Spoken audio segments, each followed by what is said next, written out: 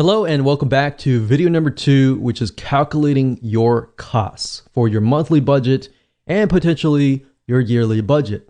Okay, so now what we want to do is you want to head on over to calculator.s3.amazonaws.com/index.html.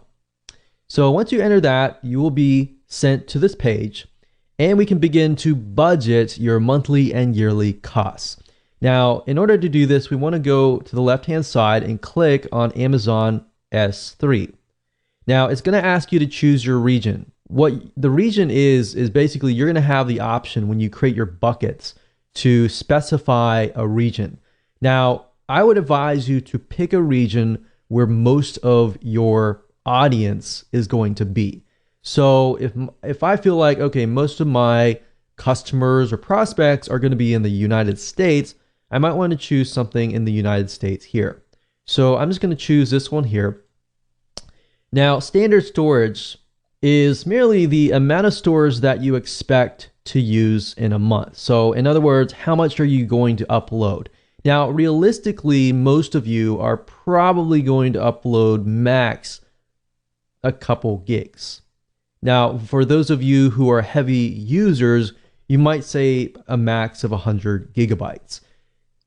Now, imagine this. Your web hosting company, most of them, in order to upload like 100 gigs, you're at least paying $50 to $100 per month. Now, look at this. If I scroll up here, you can see it automatically shows you your estimated monthly bill.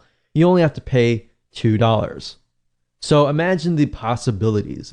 Now let's talk about bandwidth, which is basically if you upload 100 gigabytes of video files, audio files, really large files, and people are actually watching these videos, listening to these audio files.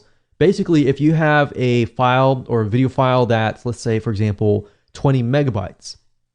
If it's 20 megabytes, then you send, let's say, 100 visitors who those 100 people watch that one video, then it's 100 times 20, which is 2,000, which is 2,000 megabytes, which is basically 2 gigs. So in this case, I just want to show you this. We have data transfer out, data transfer in. So these two are the ones that you will primarily be looking at. So let's try to max it out. Let's say, for example, that we have 500 gigs per month data transfer out and 500 gigs in. How much is that going to cost me? $55 per month, which is not a lot of money compared to web hosting companies that usually promise you unlimited plans, and realistically, there is no unlimited plan. So let's max it out and let's just say 500 gigs out and 500 gigs in. Now, I will be honest, most of you will never really reach even 300 gigs in and out. So if that's the case, then you're paying only $37 per month. You see, so for example, I have about 100 gigabytes worth of storage space, and I'm using about 300 to 500 gigs in and out. And this considerably is, I got thousands and thousands of people coming to the site watching videos at all times.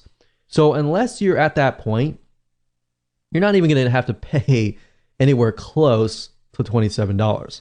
So I would say the majority of you, if you're just getting started, or even if you are a heavy user and you do have thousands of people visiting your site, you're more likely to be about in the range of 150.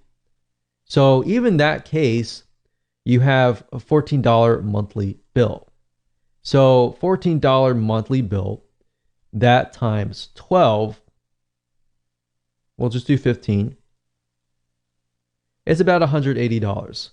So that is a lot better, and considerably, it's a lot faster compared to web hosting companies.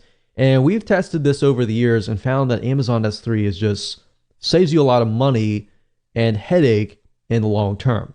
So this allows you to have a basic web hosting account where you can put your website on it, but then put all the heavy files like the images and the videos and the audio files and the big files on Amazon S3. So now that you know how to budget, let's move on to the next video.